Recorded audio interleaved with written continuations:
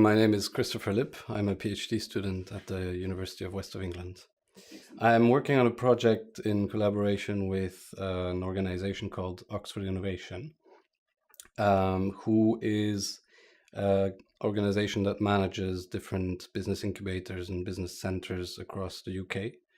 And my project is on trying to optimize the delivery of their services, as well as trying to understand how startups grow in business centers and business incubators. How does incubation link with the theory of the firm? The theory of the firm obviously tries to understand why firms exist, what limitations there are, what are the boundaries of the firm, and how they grow. To some extent, the importance of incubation, the link between incubation and the theory of the firm is that, when we analyze, when we're trying to understand what firms are, we necessarily have to understand where they come from and how they are at their, let's say, embryonic state. And from then on, trying to see how they grow and understanding how they grow sheds light upon how the theory is applicable to these smaller firms. There's three main branches of the theory of the firm. There's obviously Penrose's resource-based view. There's the knowledge-based view by Grant, and then there's the dynamic capabilities view.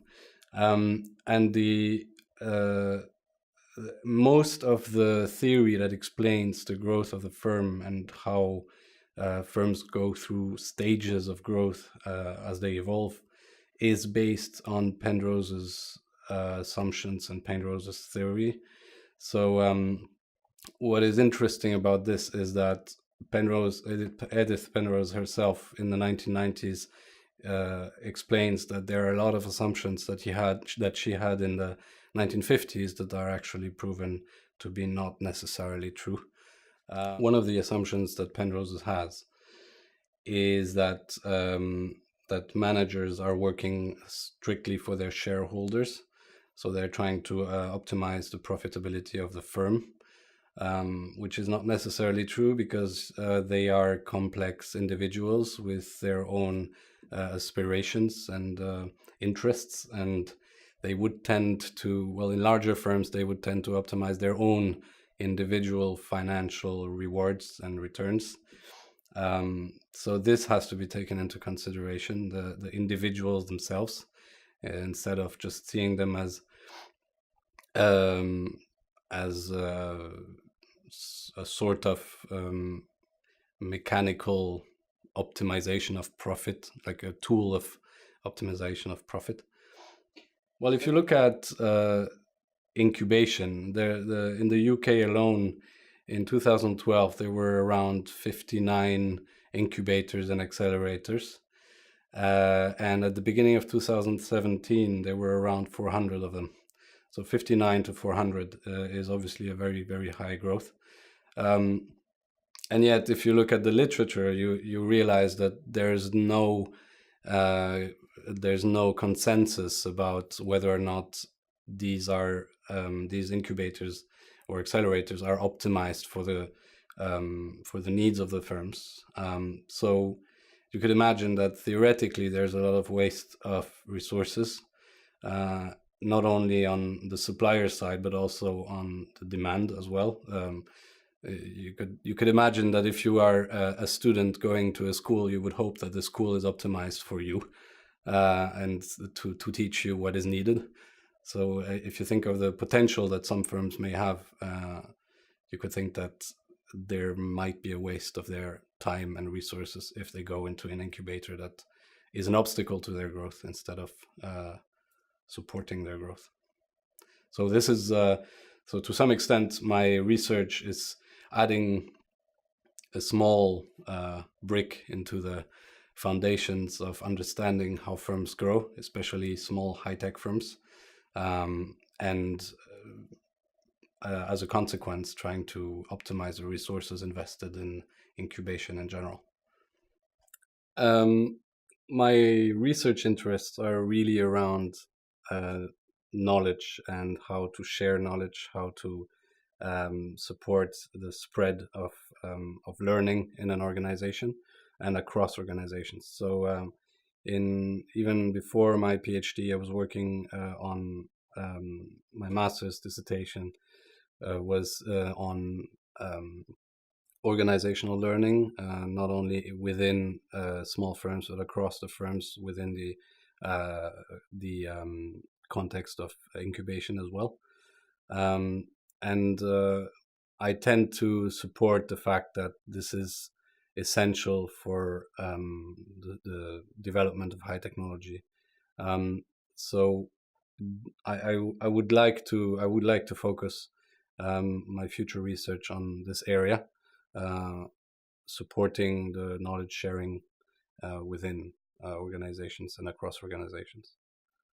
Well, over the course of my career, I'm hoping to contribute to the field of innovation, especially focused on the development, the early stages of innovation, and how to support uh, innovation without borders.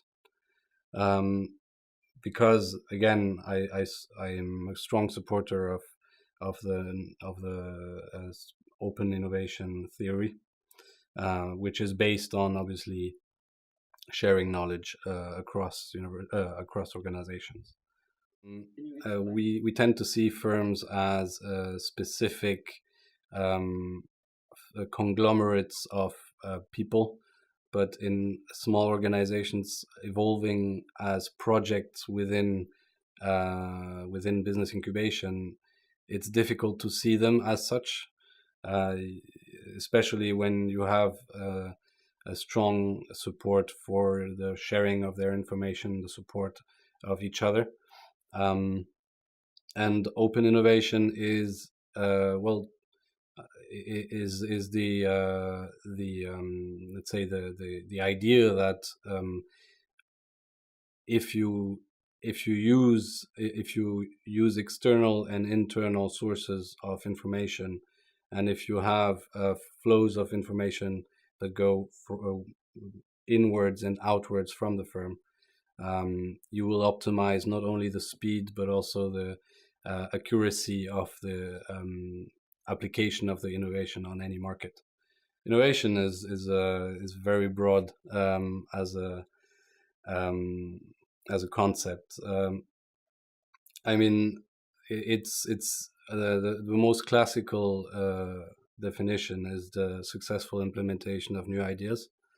But some authors see it also as simply the launch of anything that is new, not only not only absolutely new in a market, but also new to the firm. So it can be very broad, but I tend to stay with the classical definition, which is to me um, very important, because in many of the well, it's very important to define innovation before you work on innovation because of this broadness. Yeah, in most publications, the innovation is not defined clearly, and that obviously makes it, you know, particularly criticizable as publications.